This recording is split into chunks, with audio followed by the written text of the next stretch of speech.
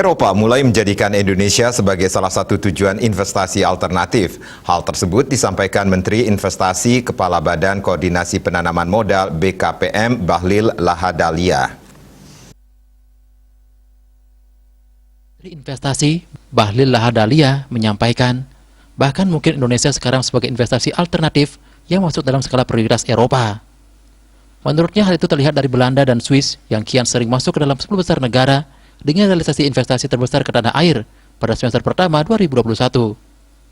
Adapun Swiss pada triwulan pertama 2021 masuk ke dalam 5 besar dengan realisasi investasi sebesar 470 juta dolar AS. Sementara pada semester pertama 2021, Belanda masuk ke dalam peringkat keempat realisasi investasi terbesar ke Indonesia dengan nilai 1,3 miliar dolar AS.